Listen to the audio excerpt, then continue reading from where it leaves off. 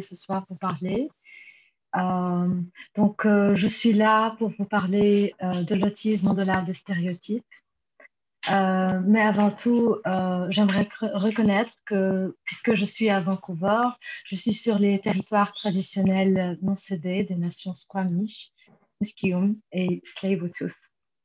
On va commencer notre présentation ce soir par un petit sondage. Donc, moi, j'ai préparé quelques questions et Vanessa va m'aider pour partager le sondage avec vous. Vanessa, tu m'entends? Tu m'entends bien? Oui, je t'entends. Ok, alors est-ce qu'on peut partager la petite fenêtre du sondage concernant les questions? Je viens de l'ouvrir. Est-ce que vous pouvez me confirmer que vous voyez le sondage? Ah, d'accord. Merci. On vous laisse... Tu veux lire les questions, Renala? Oui, j'arrive juste à... J'essaie moi-même de voir, puisque moi, je n'arrive pas à le voir, le sondage. Ah, zut. Donc, les questions que j'ai, le TSA est une maladie. La cause du TSA est relationnelle, donc on va répondre vrai ou faux. Le TSA est accompagné d'un retard intellectuel. Le TSA touche les garçons plus que les filles. Le TSA cause des difficultés de communication verbale et non verbale. Un enfant autiste ne communique pas. Le TSA peut être traité. On pense à une composante génétique sous-jacente au TSA. Je ne sais pas pourquoi j'arrive pas à voir.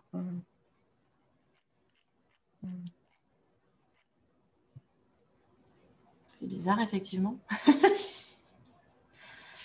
Est-ce que c'est parce que tu partages ton écran? Bah non.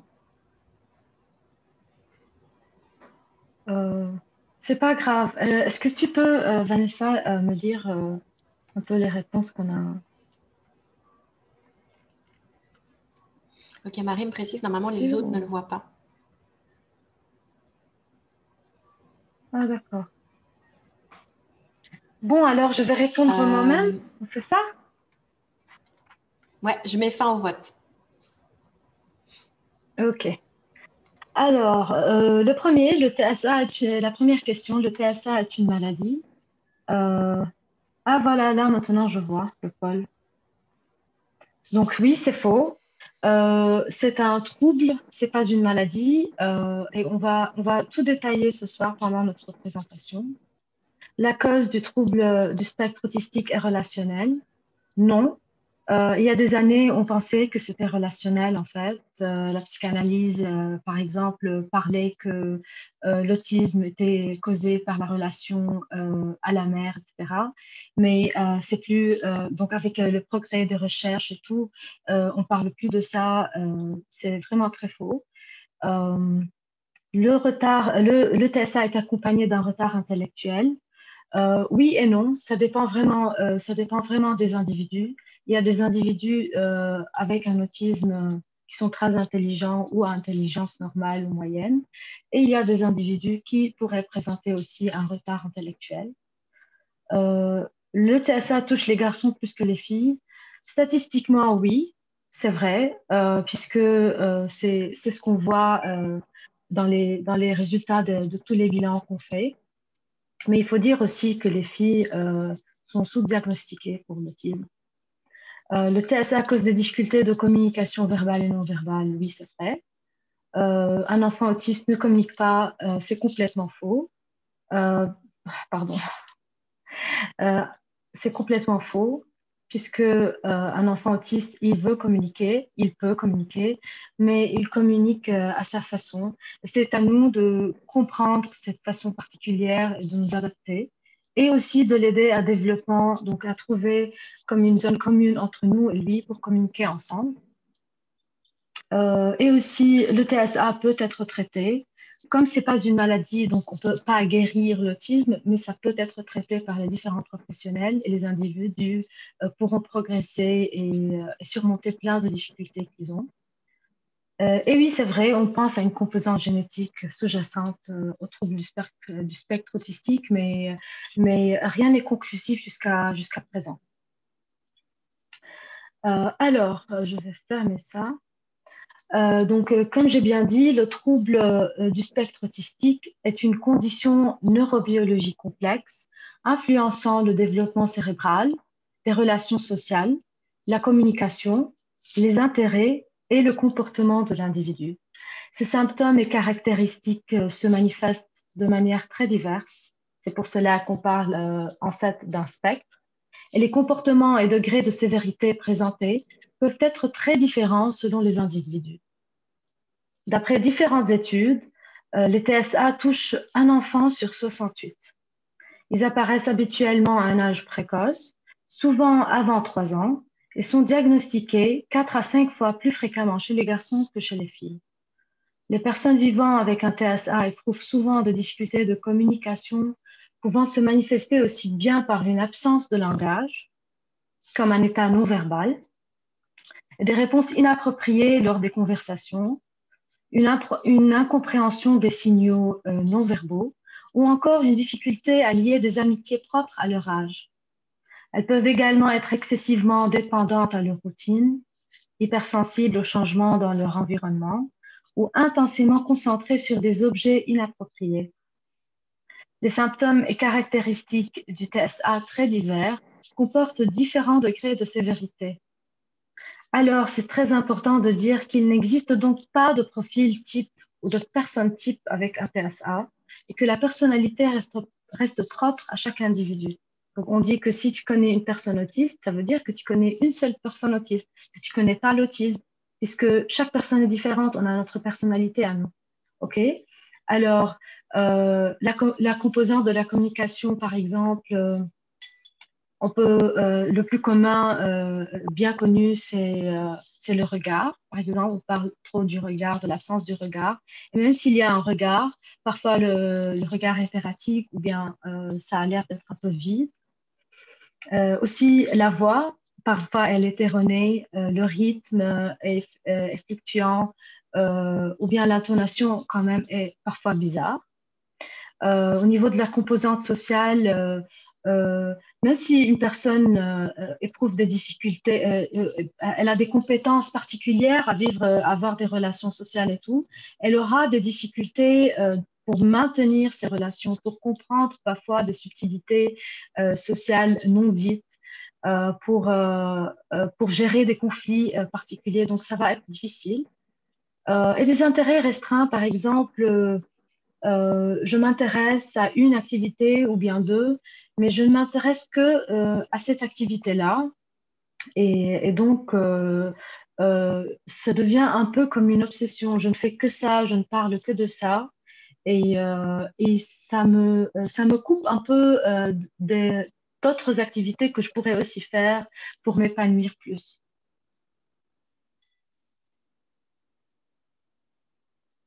Alors, on a défini l'autisme et on appelle ça trouble du spectre autistique, puisque c'est vraiment, c'est important de dire que c'est un trouble et que c'est un spectre. Euh, et aussi, je voudrais mentionner qu'aujourd'hui, on parle aussi d'une neurodiversité. On est inclusif quand on parle d'une neurodiversité. Ça veut dire que les individus avec un trouble du spectre autistique, ils ont une structure neurologique quelque part qui est différente de la nôtre. C'est pour cela qu'ils sont différents, qu'ils communiquent différemment, qu'ils ont des intérêts différents, etc. Et que c'est à nous aussi d'accepter ces différences et de vivre avec, de s'adapter à ces différences et de les aider à être inclus dans la société. Donc, parlons un peu des drapeaux rouges du trouble du spectre autistique. Donc, par exemple, votre enfant peut présenter des signes précoces comme des difficultés d'interaction sociale, l'absence du regard, l'absence de grands sourires ou autres expressions tendres et joyeuses d'habitude on voit à partir de l'âge de 6 mois. On sent qu'il n'y a pas d'intérêt ou de plaisir partagé à l'activité ou au jeu. Parfois aussi, votre enfant ne répond pas à son nom, c'est difficile qu'il réponde à son nom. Donc, absence de gestes comme par exemple le pointage, montrer quelque chose, attraper ou faire signe de la main, par exemple, juste un petit coucou ou un petit signe pour dire au revoir, ça va être parfois très difficile. Euh, on sent aussi qu'il y a donc vers 12 mois le gazouillis, soit qu'il est absent, soit qu'il est bizarre. La prosodie, elle est inhabituelle. Donc, je veux dire par ça qu'il y a peu de variations dans le timbre et de la voix. L'intonation, elle est étrange. Le rythme, il est irrégulier. Et donc, on parle de modulation de voix atypique. Aussi, on repère des comportements répétitifs et des intérêts limités, des stéréotypies, donc comme des mouvements répétitifs avec les doigts ou bien des postures bizarres qu'on aime prendre et garder, des mouvements répétitifs du corps comme tourner par exemple sur son siège. Voilà. Donc, euh, on va passer aux étapes. Donc, si jamais vous avez du doute, vous pensez que votre enfant pourrait être autiste, parfois, il y a une demande qui vient de l'école, de l'équipe éducative qui vous demande, qui vous encourage d'aller faire des bilans, etc. Mais parfois, c'est vous qui avez des questions, qui avez des doutes. Et donc, vous avez repéré quelques drapeaux rouges, vous êtes inquiet. N'allez pas sur Google.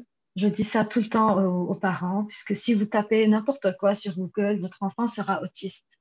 Donc, ne faites pas ça, ne lisez pas sur Google, ça rend les parents plus anxieux et ça ne fait pas la différence qu'on appelle diagnostic différentiel entre un diagnostic et un autre, puisqu'il y a des symptômes qui sont les mêmes dans différents cas. Alors, allez voir votre médecin de famille.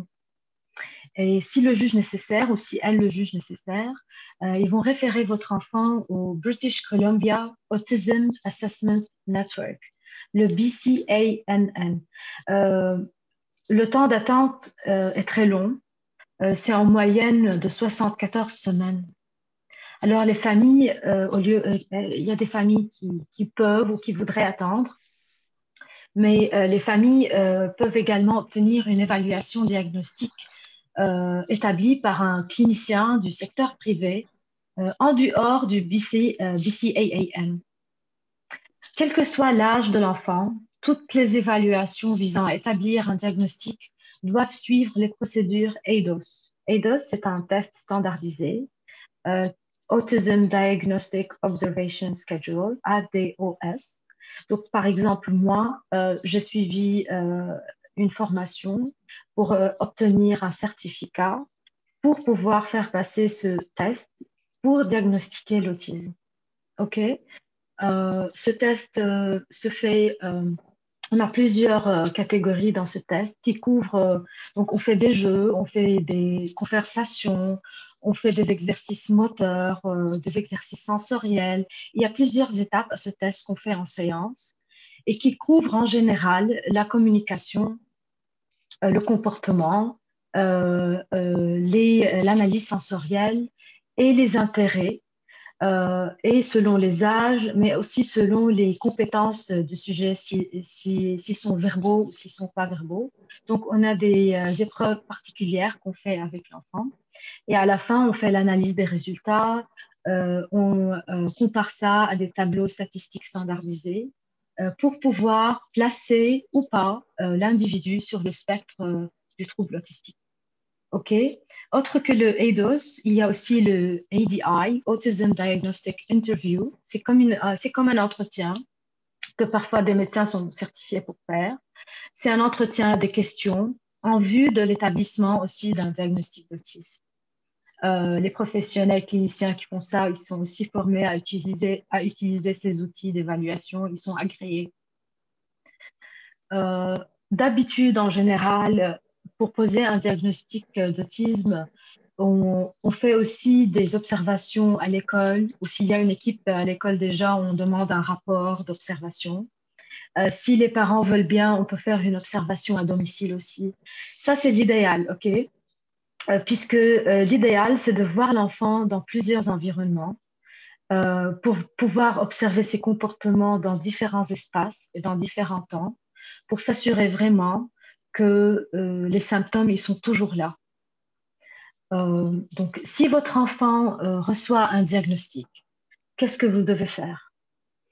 Au début, communiquez avec votre antenne locale du ministère pour faire votre demande d'accès au programme d'autisme et pour recevoir les allocations. Cette antenne locale, elle s'appelle le MCFD, Ministry of Children and Family Development. En deuxième lieu, informez-vous auprès de ACT. ACT, c'est Autism Community Training, donc actcommunity.ca. C'est une association, mais il y a d'autres associations pour l'autisme. Vous pouvez faire des interventions relatives au TSA et il vous explique le processus, il vous explique le processus de choix de prestataires de services, etc. Et aussi, après, vous allez sur ce qu'on appelle le RASP. C'est le Registry of Autism Service Providers. Donc, par exemple, moi, si je suis un professionnel qui offre des services pour des patients autistes, je serai enregistrée sur ce réseau-là.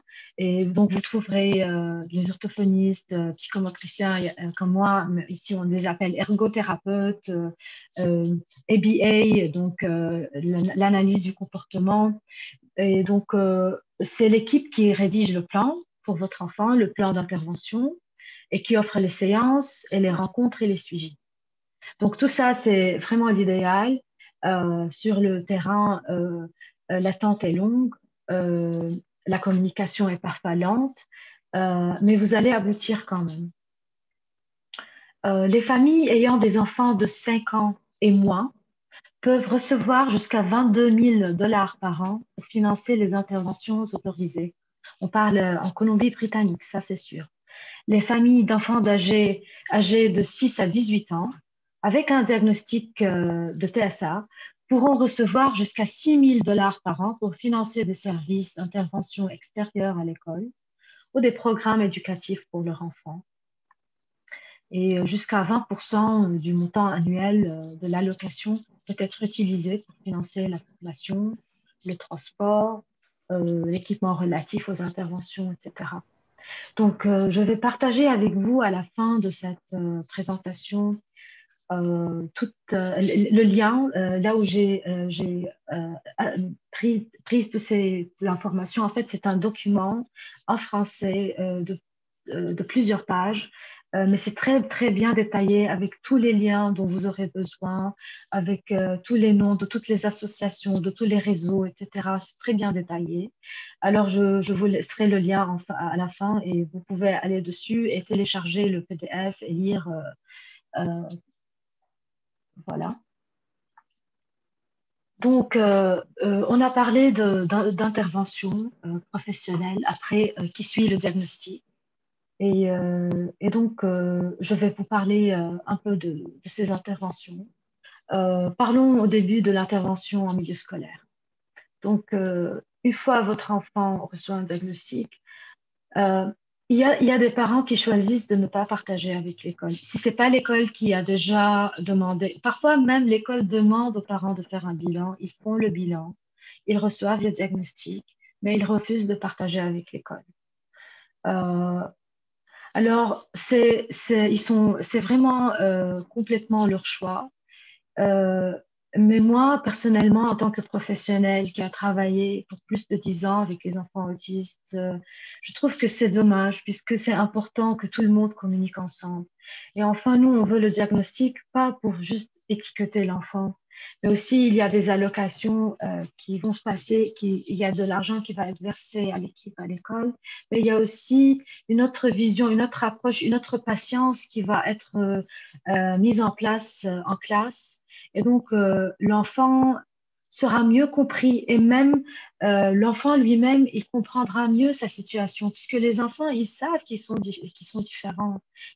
Ils sont intelligents, les enfants. Ils savent quand ils sont différents, mais ils ne savent pas pourquoi. Donc, quand on met des mots sur le ressenti, ça les apaise et ils comprennent mieux pourquoi moi je suis comme ça, pourquoi c'est difficile pour moi de rester assis, pourquoi j'ai toujours envie de toucher à mes amis, etc.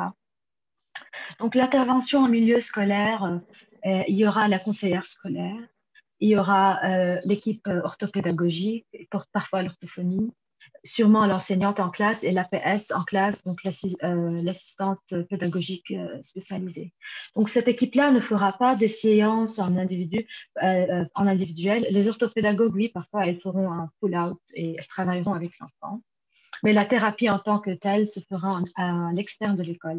Mais cette équipe spécialisée va préparer un PAP, donc un plan académique personnalisé pour notre enfant, avec des objectifs. Donc, disons, la petite fille s'appelle, comme un exemple, Anna. Donc, Anna a difficulté de rester assise sur le tapis avec le groupe. Donc, on crée un objectif pour ça et on écrit des stratégies. Comment faire pour amener Anna à s'asseoir sur le tapis? Comment faire pour amener Anna à ne plus tourner sur sa chaise? Donc, on pose des objectifs euh, qui sont basés sur les difficultés, bien évidemment, mais aussi sur les points forts, sur les compétences de l'enfant. Et les stratégies, on met un temps. Donc, ce mois-là, on veut travailler, on veut aboutir à ça avec l'enfant. Donc, c'est un peu le soutien qui se passe à l'école. Donc, la communication est très importante. Je vois que c'est pas toujours le cas. Mais c'est vraiment très important. Quand les parents sont bien dans le bain, ils savent vraiment comment on fait en classe et vice-versa, quand l'école sait très bien ce qui se passe à domicile, c'est l'enfant qui en bénéficiera.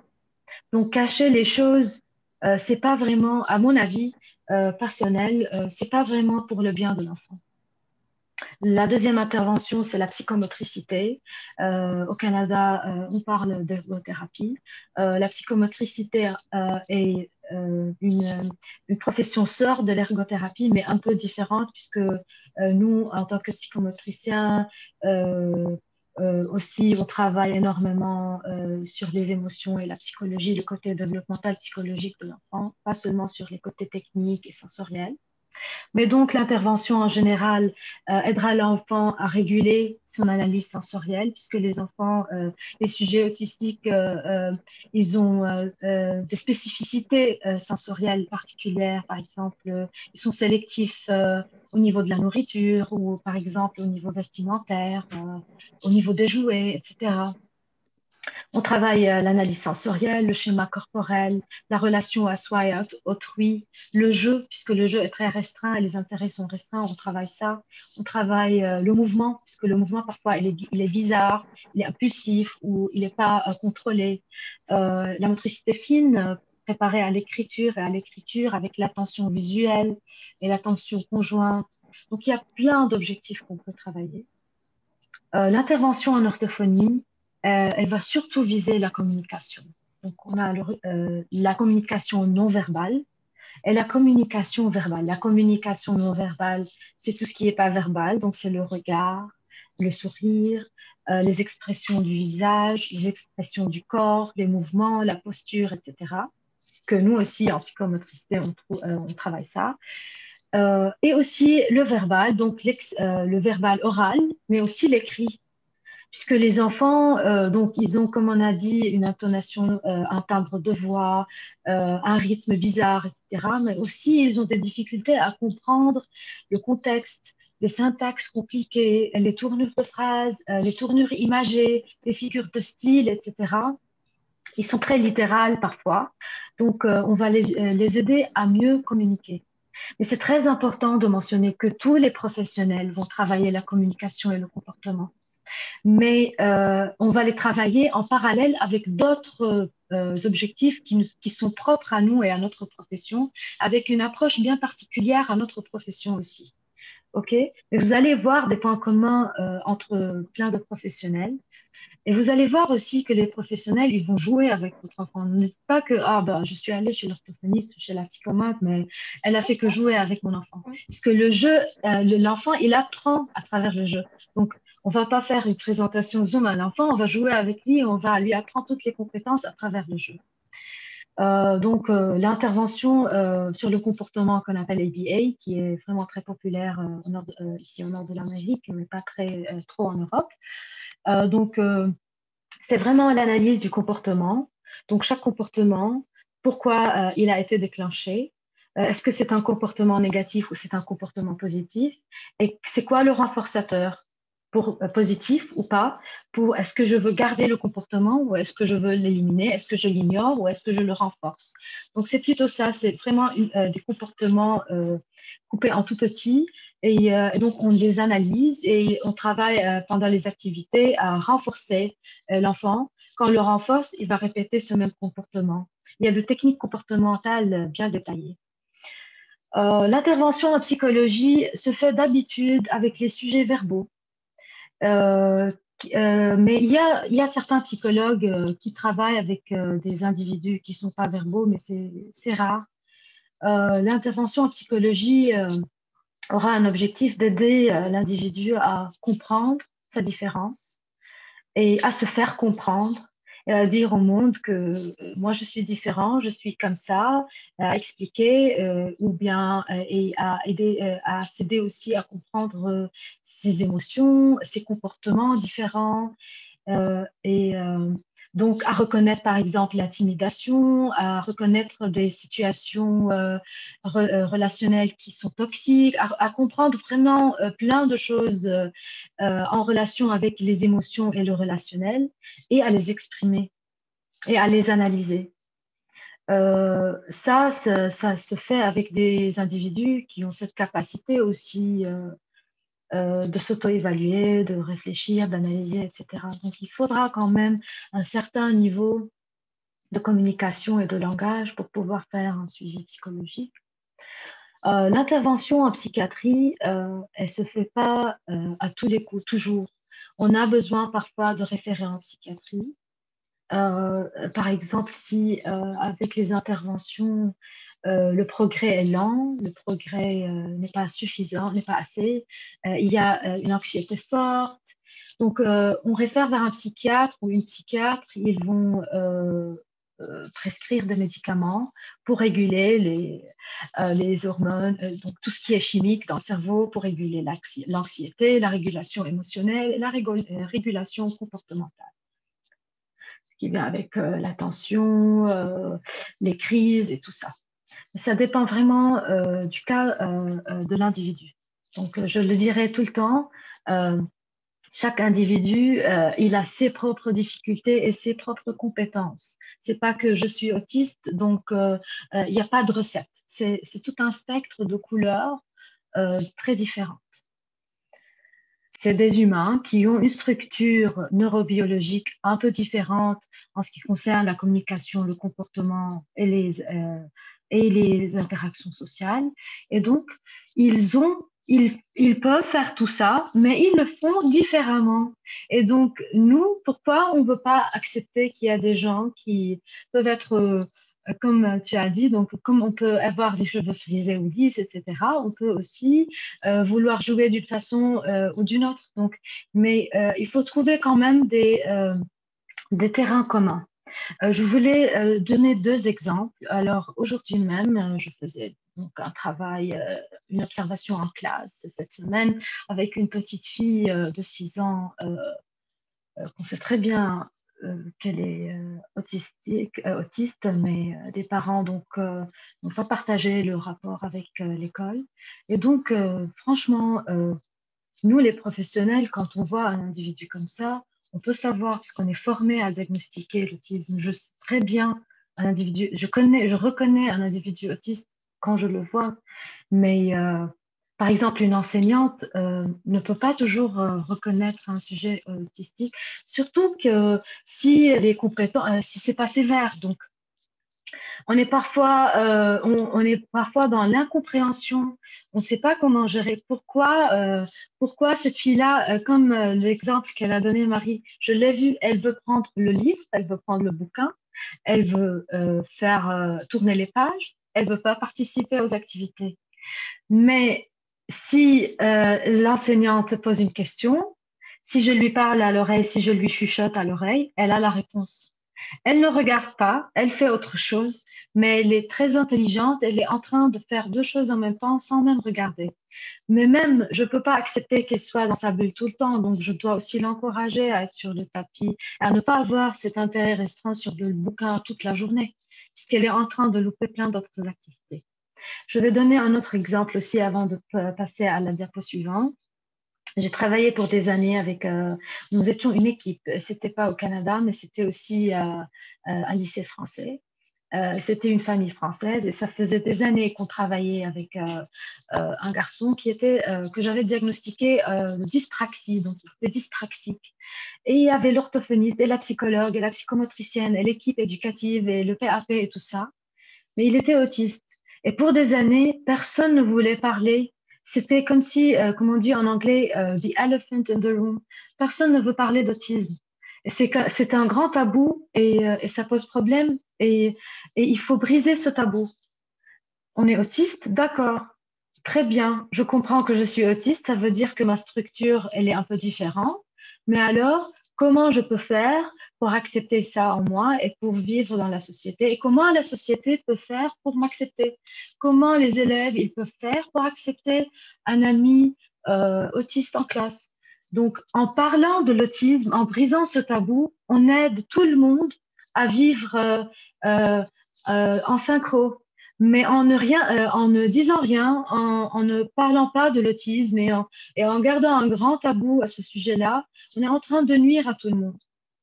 Donc moi, j'ai parlé aux parents d'autisme, ils étaient choqués. J'ai dit, je vais faire les doses, on va voir ensemble. Et ça fait 3 ans que 2 ans que je travaille avec votre fils et c'est le temps de parler d'autisme. Il a déjà 10 ans, personne.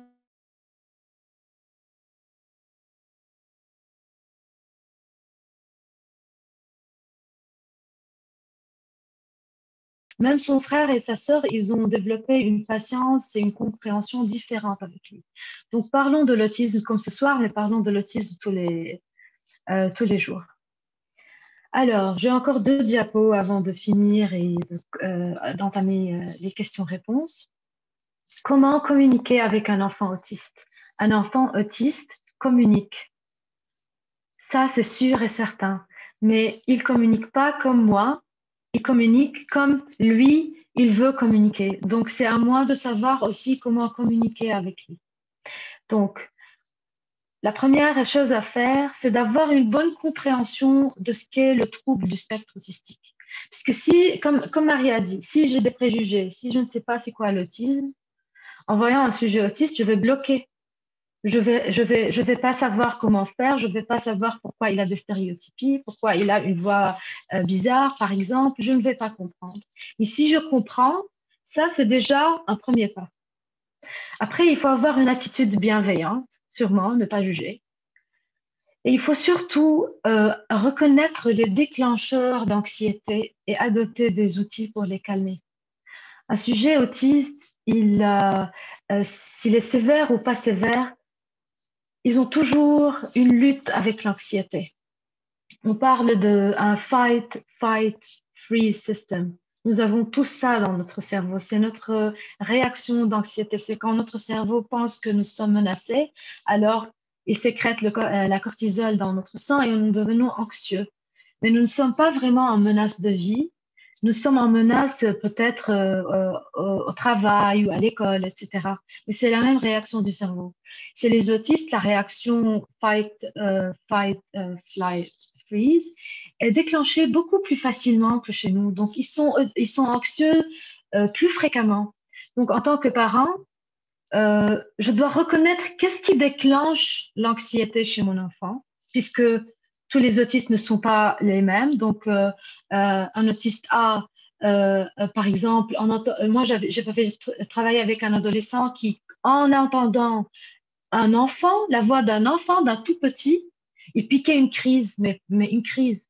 Donc, un truc pour nous qui est très bizarre peut déclencher une anxiété chez un individu autiste. Donc, il faut savoir qu'est-ce qui déclenche ça pour savoir les calmer et communiquer avec eux. Et donc aussi utiliser des méthodes alternatives à la communication verbale. Si j'ai en face de moi un individu qui soit autistique ou pas, donc s'ils ont des difficultés de communiquer, je leur donne des outils. Je leur dis pas, mais réponds, mais regarde-moi, mais allez, mais vas-y, mais répète. Non, il y a des outils à utiliser. Donc, on communique avec des images. Pourquoi les autistes, ils aiment regarder les bouquins, les images, etc., puisqu'ils sont très, très visuels. Ils aiment les stimulations visuelles. Donc, les images parlent énormément, plus que le langage, parce qu'ils ont des difficultés au niveau du langage. Donc, on peut utiliser ce qu'on appelle, nous, les professionnels, on utilise des pictos. Et il y a des outils que vous pouvez acheter, des pictos standardisés aussi pour la communication, que les orthophonistes utilisent aussi. Il y a aussi des logiciels sur iPad ou sur des tablettes qu'on peut utiliser aussi avec les sujets non verbaux ou avec les sujets semi-verbaux, mais aussi pour faire des phrases. Donc, on utilise des pictos et ça les aide à développer le verbal. Ça ne les arrête pas, ça ne les arrête pas dans ce processus-là. On peut utiliser des gestes ludiques et motivants. Le choix de la technique doit être adapté à la personne même et adopté par tous les intervenants. Ça, c'est très important. Si moi, j'ai un système particulier avec mon patient autiste et il répond très bien à ce système, mais si l'enseignante fait un autre système et la maman et le père font un autre système et la fratrie fait un autre système, le sujet sera perdu. Mais si nous avons tous le même système de communication établi, le sujet va progresser, mais en flèche. D'où l'importance de la communication entre la famille et les intervenants et briser le tabou et parler de l'autisme. OK? Aussi, donner du temps pour l'analyse de la phrase reçue et pour la formulation de la réponse. Moi, je pose une question à un sujet autiste. Et par exemple, moi, si je pose une question maintenant à Marie, elle peut prendre une seconde et me répondre. Mais si elle a pris 5 secondes, je vais me dire, ah bon, d'accord, Marie, soit elle m'a pas entendu, soit elle veut pas répondre. Et par exemple, on prend ça comme une impolitesse et on est frustré. Chez les individus autistes, c'est très important de savoir qu'ils ont un délai entre la réception du stimulus, l'analyse du message, puisqu'ils ont des difficultés au niveau du langage. Donc, le message, au lieu de passer comme ça, par exemple, ça peut faire tout un gribouillis avant d'être analysé. Donc, donnez-leur du temps, c'est un délai. Ils veulent communiquer, ils veulent bien répondre, ils veulent bien regarder, mais c'est juste un délai, c'est vraiment difficile. Il faut être patient. Et soyez bref et concret lorsque vous parlez. Évitez les phrases très longues et les tournures très complexes et les syntaxes complexes, parce que parfois, ils captent le début de la phrase et puis hop, ils sont distraits, ou bien aussi, il y a du vocabulaire qu'ils n'ont pas en tête, etc. Et donc, oui, éviter les tournures de phrases imagées. Les figures de style, les tournures imagées, sont littérales. Donc, would you like an apple, par exemple? C'est pas toujours le cas, mais yes, I like apples. Ça peut être comme ça, par exemple. Non, mais la question, c'est pas si tu aimes les pommes en général. Est-ce que puisque like, j'ai utilisé like en anglais, puisque c'est parfois le même mot pour dire like, j'aime bien, ou like, je voudrais. Donc, parfois, c'est vraiment le littéral, très littéral. OK? Euh, donc, rappelez-vous qu'ils ont du mal à interpréter les émotions et le langage corporel. Cela rend difficile l'apprentissage des codes sociaux comme la politesse. Pour les aider, utiliser des situations quotidiennes rencontrées en dehors du domicile d'une façon ludique. Par exemple, on peut les encourager à dire bonjour. Ça dépend vraiment de leur âge et de leur capacité. Moi, je donne des exemples qui peuvent être pas très convenables, par exemple, à un sujet que vous avez en tête. Dire bonjour dans l'ascenseur ou bien aider à payer à la caisse au supermarché, etc. Il faut anticiper et établir la confiance. Donc, aider à la compréhension de l'espace. Quand on arrive dans un espace nouveau, ça pourrait être un déclencheur d'anxiété pour un individu autiste. Les trucs nouveaux et le changement, on ne s'adapte pas vraiment puisque c'est hors de la zone de confort. Donc, mon cerveau, il prend directement tout ce qui est nouveau, tout ce qui est modification, comme menace. Et donc, la cortisol saute, l'anxiété monte. c'est très fréquent chez les sujets autistes. Donc, dites que, ah voilà, on va arriver dans tel espace, on va faire visiter, par exemple, un enfant qui rentre dans une nouvelle école. On lui fait visiter une semaine à l'avant. Parfois, on fait ça. Et c'est ce que je faisais avec d'autres patients et avec l'équipe éducative. Il fait visiter sa classe, il dit bonjour à son enseignante, on le prépare. On le prépare aussi au changement au niveau horaire.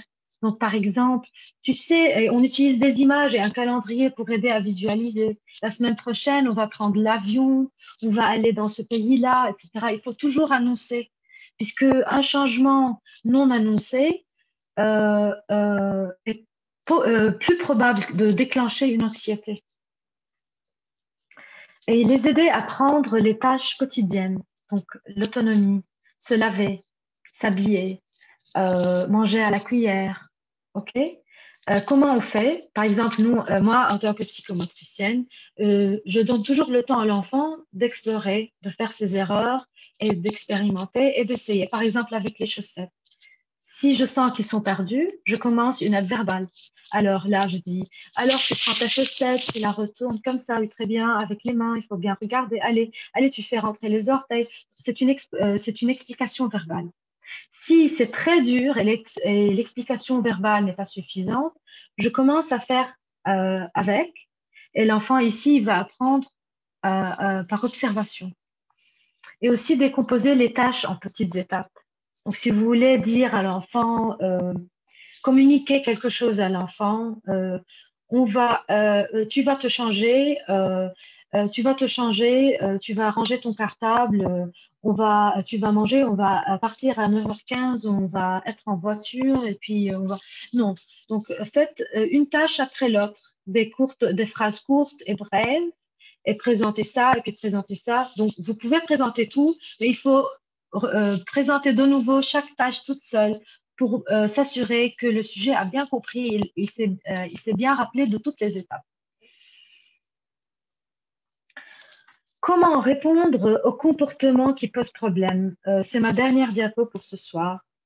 On ne peut pas le nier, il va y avoir des conflits, il va y avoir des crises, puisque tout peut frustrer un enfant autiste. Quand je dis, bon, je prends le bouquin, on ferme le livre, puisque maintenant on va être sur le tapis, je peux avoir un enfant par terre, les larmes aux yeux, comme si vraiment c'était un truc très, très, très injuste qui vient de vivre. Mais pour lui, c'est vraiment très, très injuste et très, très frustrant. Pour moi, ce n'est pas le cas. Alors, je dois comprendre ça. Alors, comme les comportements qui posent problème peuvent être comme l'agressivité, ils peuvent devenir agressifs, ou l'automutilation, ça veut dire ça dépend aussi de la sévérité et de la capacité du sujet à gérer ses émotions. Il y a des enfants qui sont vraiment verbaux et qui vont venir me dire, je suis fâchée puisque c'est difficile, ou j'ai peur de rentrer en classe. Mais il y a d'autres enfants qui vont pas dire ça, ils vont se mordre la main. Ils vont se tirer les cheveux, par exemple. Ils vont être physiques, mais pas verbales. Il y aura une automutilation. Il y aura parfois une destruction du matériel en colère ou des troubles alimentaires sélectifs. Je veux pas ça, je veux pas ça, je veux pas ça, je veux pas manger, etc. Donc, comment faire? Sûrement que maintenant, je vous présente des titres, mais franchement, chaque étape se travaille en détail avec les parents et l'enfant sur plusieurs séances. Il y a plusieurs détails de stratégie, mais déjà savoir les grands détails, c'est important, les grands titres. Identifier les déclencheurs, comme j'avais dit avant, comme des changements soudains, je donne des exemples, mais tous ces exemples ne sont pas présents chez un même sujet nécessairement. Donc, changement soudain, incompréhension d'une situation qu'on a vécue, mais j'ai rien compris. Pourquoi lui, il a été en colère? Pourquoi il est sorti? Pourquoi il a claqué la porte? Je pique une crise, j'ai rien compris. Situation sensorielle particulière, parfois s'il y a des feux d'artifice, un enfant autiste sûrement qui peut piquer une crise. Parfois, si on lui demande de porter des manches longues, parfois il y a des enfants qui ne veulent pas de pantalon. Il y a des enfants qui ne veulent pas porter de chaussures. Ils veulent rester pieds nus. Donc, c'est vraiment très différent d'un sujet à l'autre. Quand on connaît les déclencheurs, on anticipe. Donc, moi, je sais que là, il va y avoir quelque chose qui va déclencher ça. Je vais demander à mon enfant de porter ses chaussures. Alors, il va déclencher ça. Donc, j'anticipe. Je commence à préparer. Je dis, ça, c'est une technique, une seule stratégie, mais il y en a plusieurs. J'utilise un picto, je dessine les souliers, je fais comme quoi on va partir, on va commencer à porter ses chaussures, on commence à parler, ils commencent à dire non, et donc on commence à essayer. Ils vont dire non, les premières fois vont être difficiles, mais quand je renforce, je dis bravo, je suis fière de toi, regarde, tu as très bien fait, etc. Le comportement positif va se multiplier d'une fois à l'autre. Les comportements, ça prend beaucoup de temps, de patience et de répétition et de persévérance. Donc, une bonne connaissance de l'enfant ou de l'adolescent aide à le calmer. Il faut expérimenter différentes stratégies pour réduire la tension, comme par exemple jouer sa musique préférée, lui donner son jouet préféré. Quand on est en crise, l'objectif, c'est de calmer l'anxiété. Non, c'est surtout jamais le ton et rester à l'écoute. Parce que s'ils nous voient en colère et que notre ton commence à s'élever, l'anxiété chez eux, elle va monter en flèche. Donc ça va être encore, ça va s'empirer.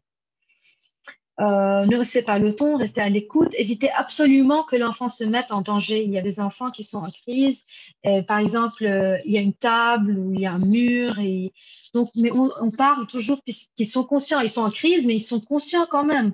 On dit, mais attention, attention à la table, je comprends que tu es fâché, mais il faut faire attention, ne te cogne pas la tête. S'ils nous donnent des coups de pied, on explique. Attention, on ne se tape pas, je te touche pas, tu me touches pas, je comprends très bien que tu es triste, mais ça, c'est inacceptable. Mais ton vraiment très, très, très, très calme. Et ce qui marche aussi, c'est de les ramener dans un espace rassurant. Donc, parfois en classe, quand un enfant est en crise, on les fait sortir dans un coin bien particulier. Il y a une tente, des poufs, etc. Ils connaissent cet espace, ils aiment bien cet espace. C'est un espace réconfortant et sécure. Donc, on les prend là-bas, on fait un petit jeu ou on choisit l'activité que cet enfant-là aime bien. Et donc, ça, le cerveau, il va comprendre peu à peu, ah, mais non, je ne suis pas menacée en fait, je suis bien. Et donc, l'anxiété va commencer à diminuer. Il faut surtout connaître les particularités de la personne concernée. Il n'y a jamais de recette. Moi, je peux vous donner des stratégies quand je connais vraiment votre enfant. Je connais les activités qu'on aime, les déclencheurs d'anxiété, etc. Mais si je ne connais pas votre enfant, mes stratégies seront toujours générales. Il n'y a pas de recette, puisque les sujets autistes, ils sont pas les mêmes, ils sont différents. Quand on intervient auprès d'un sujet autiste, l'enjeu est de respecter sa différence et de lui donner des moyens pour comprendre son environnement. C'est ça. C'est ça avec l'autiste, c'est seulement ça. C'est de vraiment comprendre et respecter et donner des outils pour aider. J'ai travaillé avec des parents qui acceptaient le diagnostic et qui faisaient de leur mieux. J'ai aussi travaillé avec plein de parents qui refusaient complètement que leur enfant soit autiste et qui voulaient toujours il disait même qu'il va guérir et donc qui voulait à tout prix arrêter les comportements, arrêter les symptômes. Mais non, on ne peut pas les arrêter, c'est une structure neurobiologique. On ne peut pas éliminer. S'il a par exemple des intérêts restreints ou par exemple un truc sensoriel bizarre, si je vais être très stricte et il va arrêter de toucher les cheveux, il va commencer à toucher par exemple les tapis. Si je suis très stricte et j'arrête ce symptôme-là, on dit la substitution du symptôme. Donc, mais non, je dois lui apprendre à prendre conscience de ça et à réguler ça. C'est différent. OK? Voilà, en bref, un peu ce qu'est l'autisme et comment on peut faire pour aider un sujet autiste. Merci beaucoup d'être venu ce soir. Et